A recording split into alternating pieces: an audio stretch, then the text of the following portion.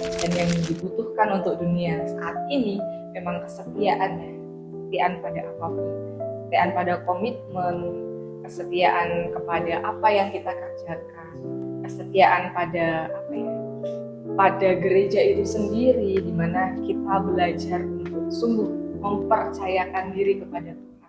Salve, selamat pagi, salam sejahtera, shalom bagi kita semua. Kembali lagi kita dalam konten katekese Gereja Keluarga Kudus Paroki Rawamangun. Hari ini kami kedatangan narasumber yang cukup luar biasa, Suster Afra dari Kongregasi CB. Hari ini kami akan mengulik dan mendalami mengenai teladannya Bunda Maria, apalagi bulan Mei, yaitu kita memperingati sebagai bulan Maria. Baik, pertama kita kenalan dulu kali dengan Suster ya. Asal mana, udah berapa lama jadi Suster? Saya Suster Afra CB, asalnya dari Sumatera Selatan. Sumatera Selatan. Kamu pasti nggak tahu deh daerah ini. Dimana? Daerah Tugu Mulyo, itu Tugu jauh Mulyo sekali. Kayaknya belum pernah kenal, saya belum pernah tahu. Nanti kita main ke sana ya. Oke, boleh. Kalau ditanya sudah berapa lama, kurang lebih 8 tahun 9 tahun. 8 tahun, 9 Iya, tahun. betul. Suster, kira-kira mengapa tertarik jadi suster? Kenapa tertarik menjadi suster? Karena pertama kali lihat suster itu kok suci gitu ya, Suci, oke. ya dari pakaiannya gitu-gitu aja, tapi lihatnya tuh adem gitu. Oke. Saya juga pengen waktu itu kan masih kecil ya, masih SD itu kayak ya pengen seperti suster yang suci seperti itu. Oke. Itu sih awalnya ya. Awalnya, habis Lihatnya. itu ke bawah lagi harusnya banyak Bawa yang lagi tertarik. semakin mengenal lebih dalam, saya masuk kongregasi CB semakin mengenal dan rasanya nyaman, rasanya apa ya, semakin diajak untuk semakin beriman bahwa Oke, Allah semakin mencintai saya apa adanya dengan segala kekurangan juga kelebihan saya. Oke. Untuk pertanyaan yang pertama, mengenai makna dari jawaban fiat yang diucapkan oleh Bunda Maria saat menerima kabar gembira dari Malaikat Gabriel. Bagaimana sikap ketaatan Maria ini menjadi teladan bagi umat Katolik dalam menghadapi rencana Allah yang sulit dipahami? Mana, Suster? Oke, betul sekali Lionel. Fiat voluntas tua. Kalau fiat sendiri artinya terjadilah atau jadilah gitu. Fiat voluntas tua, terjadilah padaku menurut kehendakmu, begitu kan, perkataanmu. Nah, kalau berbicara tentang fiat ini, ada banyak hal yang sangat menarik untuk dibahas begitu. Bagaimana Bunda Maria itu sangat percaya kepada Allah, apapun rencana ke depannya meskipun nggak tahu kira-kira apa ya yang akan terjadi, tetapi Bunda Maria tetap, ya Tuhan, terjadilah padaku menurut perkataanmu. Lalu apa sih relevansinya untuk kita sebagai umat beriman yang sama-sama kita nggak tahu nih ke depannya apa ya yang akan terjadi dalam hidup kita. Seperti Bunda Maria yang dengan penuh kesetiaan, penuh keterbukaan hati, kerendahan hati menerima segala rencana Tuhan untuk kita sebagai umat beriman yang juga meneladan sikap Bunda Maria yang penuh kepercayaan kepada Allah. Kita pun juga diajak untuk juga percaya, mempersembahkan diri kepada Allah. Artinya bahwa kita, meskipun kita tidak tahu apa yang akan terjadi ke depannya, kalau kita percaya kepada Allah, segala sesuatu pasti akan ada jalan, pasti juga akan ada rahmat untuk sampai kepada apa yang direncanakan Tuhan yang kadang tidak sesuai dengan apa yang kita rencanakan. Oke. Mungkin kita bisa lanjut ke pertanyaan berikutnya, Suster? Boleh, silakan. Ini masih cukup menyambung ya dengan kepercayaan dan iman. Ini pertanyaannya adalah, bagaimana Maria sebagai Mater Dolorosa memberikan teladan tentang keteguhan iman dan kesetiaan di tengah penderitaan hidup? Kita udah tahu pasti Mater Dolorosa itu, Mater sendiri artinya ibu, Dolorosa itu berarti yang bersedih atau yang berduka cita. Jadi kalau digabungkan kita memahami Bunda Maria sebagai ibu atau bunda yang berduka cita atau yang bersedih. Oke, terima kasih Lionel untuk pertanyaannya. Benar sekali jawabanmu, Mater Dolorosa artinya ibu yang berduka cita. Nah, kita juga mengenal tuh dalam tradisi gereja Katolik ya, bahwa juga Bunda Maria dikenal dengan bunda dengan 7 duka. 7 duka. 7 sendiri itu melambangkan kesempurnaan. Jadi kalau 7 duka cita artinya duka cita yang sempurna gitu. Baik. Oke, itu 7 duka yang dialami oleh Bunda Maria itu kira-kira apa aja ya suster? Mungkin bagi yang belum tahu kita bisa mengedukasikan juga sekalian. Oke, siap. 7 duka Maria. Yang pertama, kamu ingat nggak ketika Bunda Maria itu membawa Yesus ke bait Allah. Kemudian ada Simeon yang menggendong Yesus. Kemudian juga dikatakan bahwa ketika dipersembahkan dalam bait Allah, Simeon bernubuat bahwa penderitaan akan datang gitu. Pedang akan menembus jiwamu sendiri. Artinya sudah kayak ada ramalan dari Simeon akan duka cita yang akan dihadapi oleh Bunda Maria. Lalu juga ketika ada Maria, Yosef dan juga Yesus yang melarikan diri ke Mesir. Oh iya. Itu yang kedua. Kemudian Yesus yang hilang di bait Allah, itu juga salah satu kesedihan Bunda Maria. Bagaimana ketika bertemu, Yesus sendiri mengatakan, kenapa kamu mencari aku? Padahal Bunda Maria dan Bapak Yusuf itu sudah mencari selama kurang lebih beberapa hari dicari, tetapi justru jawaban yang diterima tidak sesuai mungkin dengan ekspektasinya. Kemudian juga ketika Maria bertemu Yesus dalam perjalanannya menuju Golgota, artinya proses penyalipan, berjalan jalan salib, Bunda Maria tidak meninggalkan Yesus sendirian, tetapi mengikuti dari awal sampai dengan akhir. Kemudian puncaknya juga pada saat penyalipan Yesus, yang dimana Bunda Maria kembali tidak meninggalkan Yesus sendirian, tetapi berani setia, berduka cita melihat anaknya sendiri yang ia cintai harus disalibkan demi kita. Kemudian juga ketika diturunkan dari kayu salib, Bunda Maria justru memeluk jenazah Yesus. Kemudian yang terakhir juga adalah pemakaman Yesus, di mana ketujuh duka itu dirasakan Bunda Maria dengan kesetiaannya, tidak pernah meninggalkan Yesus sendirian. Bunda Maria setia. Tadi kan dikatakan 7 duka Bunda Maria. Bagaimana kesetiaan Bunda Maria menghadapi situasi-situasi sulit dalam hidupnya, ketika menemani Yesus dan lain sebagainya. Kemudian untuk kita umat beriman, itu adalah teladan yang luar biasa, di mana hidup kita yang penuh dengan hiruk pikuk, yang menyediakan kesenangan-kesenangan semata, di mana kesulitan itu lebih cenderung untuk dihindari. Tetapi Bunda Maria melalui Mater Dolorosa ini mengajak kita semua untuk setia. Setia dalam apa? Setia dalam hal-hal sulit. Kalaupun dalam hal sulit itu, Tuhan pun tidak akan meninggalkan kita. Kita berjalan bersama dengan Bunda Maria yang setia. Setia tidak pernah, mungkin ada rasa capek, mungkin ada rasa sedih dan lain sebagainya, tetapi kesetiaan Bunda Maria sampai pada titik terakhir itu menjadi suatu teladan yang luar biasa untuk iman kita sebagai pengikut Kristus yang pasti juga akan mengalami situasi-situasi yang tidak mudah gitu. Kita bisa lanjut ke pertanyaan berikutnya, Suster? Ya, boleh. Oke. Untuk pertanyaan ketiga adalah mengapa kerendahan hati itu dianggap sebagai salah satu sifat mulia utama Maria, dan bagaimana kita dapat memperhatikan sifat hamba Tuhan dalam kehidupan bermasyarakat kita pada saat ini. Oke, terima kasih. Kerendahan hati itu artinya kita yang mau terbuka dengan segala sesuatu yang ada, kita yang mau tidak memegahkan diri dan lain sebagainya, seperti Bunda Maria ya. Kita konteksnya Bunda Maria kalau yang kita kenal itu kan sebagai Ibu Yesus, Ibu Tuhan Yesus begitu. Artinya kan mempunyai privilege seharusnya gitu kan. Bunda Maria itu harusnya tanda kutip diagungkan karena dia pun yang mengandung, melahirkan dan lain sebagainya, yang sangat dekat dengan Tuhan Yesus. Tapi dia tidak memilih untuk mengagungkan diri dalam tanda kutip, justru dia memilih jalan kerendahan hati. Artinya apa? Dengan kerendahan hati, Bunda Maria itu dengan sangat terbuka begitu, menerima rencana Allah.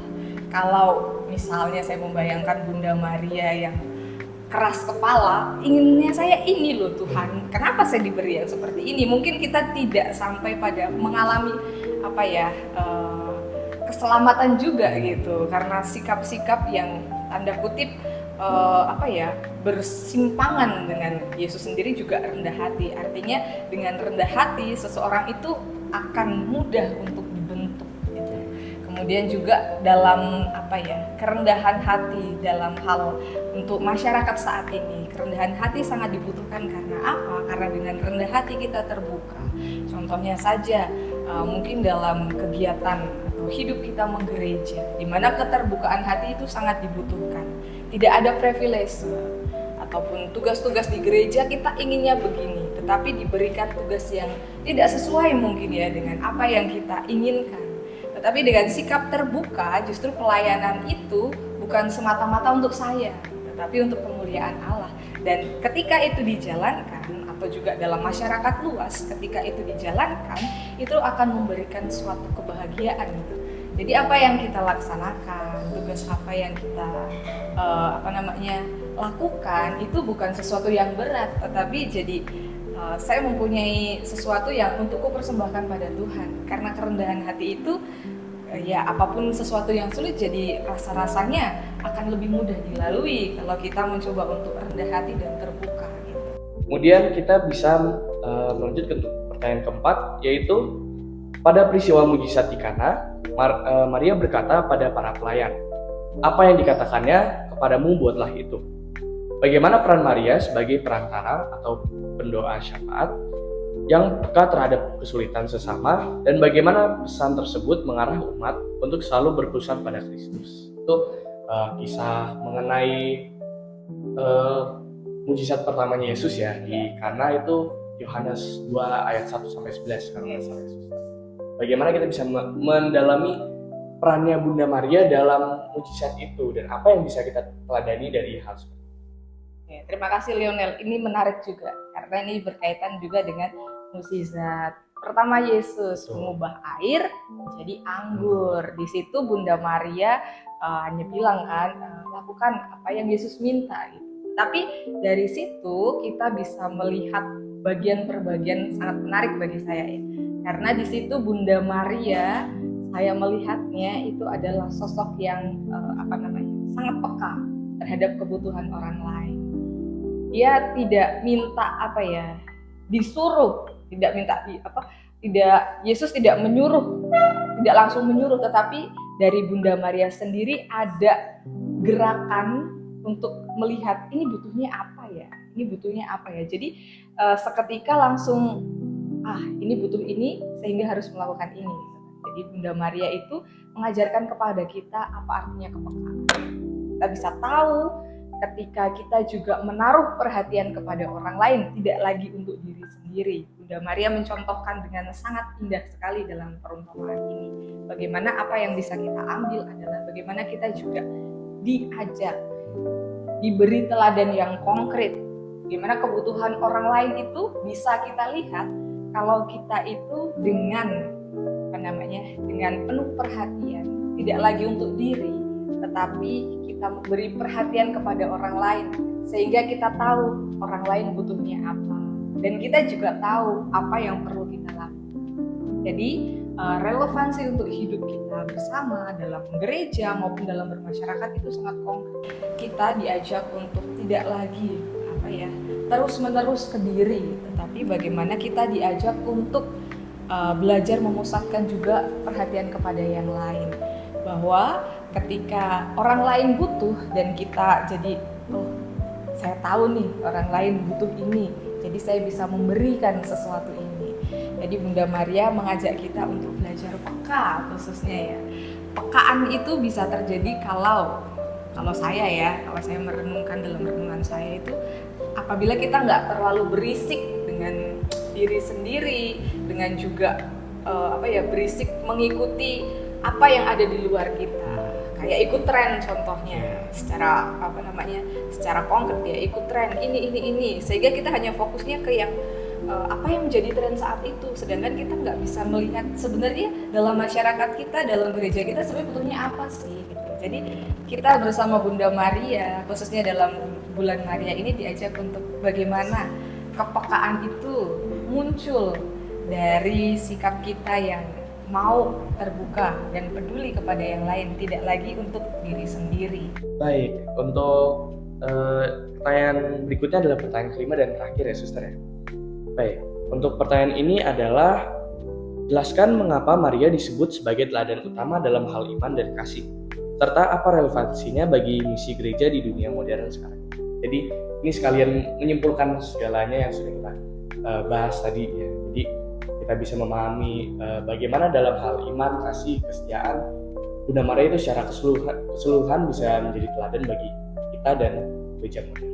Terima kasih Lionel. Nah, pertanyaan kelima kamu benar sekali tadi, saya setuju bahwa pertanyaan kelima ini adalah kesimpulan dari semua yang kita bicarakan. Dari bagaimana Bunda Maria dengan terbuka terjadilah padaku, bagaimana duka cita itu bukan semata-mata kita lihat sebagai sesuatu yang tanda kutip menderita aja, bagaimana juga kerendahan Bunda Maria yang mengajak kita untuk peka. Artinya bahwa teladan Bunda Maria ini sungguh menjadi role model ya bagi kita umat Katolik yang yang juga berdevosi kepada Bunda Maria yang sangat luar biasa. Artinya juga Bunda Maria ini adalah role model yang bisa kita ikuti, bisa kita contoh sebagai teladan iman, kepercayaan dan kasih. Kalau kita menaruh kepercayaan pada Tuhan, kita akan juga belajar mengasihi Tuhan, dan kita juga akan belajar untuk berpengharapan. Untuk juga saat ini kita sangat membutuhkan sikap-sikap yang Bunda Maria ajarkan kepada kita, yang diteladankan kepada kita, bahwa hal-hal sederhana pun ketika kita juga memberikan diri dengan penuh seutuhnya, itu akan menghasilkan buah-buah yang berlimpah. Seperti Bunda Maria juga yang mungkin perannya ya dalam kitab suci itu tidak banyak dia berkata-kata begitu, tidak banyak dia berkata-kata, tetapi tindakan kasihnya itu menunjukkan bagaimana kesetiaan itu bisa kalau dalam hal ini kan Bunda Maria sebagai manusia, kita juga sebagai manusia bisa mengusahakan kesetiaan sampai akhir. Dan yang dibutuhkan untuk dunia saat ini memang kesetiaan ya, kesetiaan pada apapun, kesetiaan pada komitmen, kesetiaan kepada apa yang kita kerjakan, kesetiaan pada gereja itu sendiri, di mana kita belajar untuk sungguh mempercayakan diri kepada Tuhan. Dan Bunda Maria sebagai teladan telah memberikan contoh yang luar biasa yang patut kita ikuti, yang patut kita teladani sampai dengan sekarang begitu. Itu saja sih Lionel. Baik, jadi untuk menyimpulkan kurang lebih Bunda Maria menjadi sebuah teladan yang cukup luar biasa, mengajar kita tentang kesetiaan, mengajarkan kita tentang selalu taat, rendah hati, dan juga menjadi sebuah penolong yang walaupun gak disuruh tapi kita tetap peka ya. Lebih seperti itu, kita saling mengasihi satu sama lain, dan yang paling penting kita memuliakan Allah. Jadi ya kurang lebih seperti itu teman-teman, relevansinya bagi gereja modern. Kita juga dari Bunda Maria kita diajarkan tentang kesetiaan itu, kita juga diajarkan mengenai pelayanan yang tulus dan tanpa pamrih, dan pastinya berpusat kepada Tuhan. Dan yang penting Bunda Maria juga pasti mendorong gereja dan mengarahkan kita kepada mereka yang membutuhkan dan mereka yang menderita. Baik, dari suster mungkin ada pesan yang mau disampaikan kepada paroki Rawamangun atau teman-teman yang lain? Oke, teman-teman Rawamangun, Bapak Ibu dan semuanya kaum muda, Bunda Maria adalah sosok yang luar biasa, teladan role hidup bagi kita semua. Kerendahan hati yang ditunjukkan Bunda Maria adalah suatu iman yang hidup. Bagaimana iman itu perlu diwujudkan. Jadi pesan untuk Bapak Ibu, teman-teman muda dan semuanya, iman itu perlu diwujudkan. Apapun kontribusi Bapak Ibu untuk gereja, Rawamangun khususnya untuk negara, itu sangat berdampak luar biasa bagi semuanya. Dan Tuhan memberkati semua karya Bapak Ibu dan juga semuanya yang telah diusahakan. Mungkin begitu saja Lionel. Oke, baik. Terima kasih banyak Suster Afra. Terima kasih. Maaf bila ada kesalahan dalam kata-kata. Baik, cukup sekian dari kami dari Katekese Rawamangun. Kita jumpa berikutnya dalam konten yang lain. Terima kasih. Dadah. Terima kasih.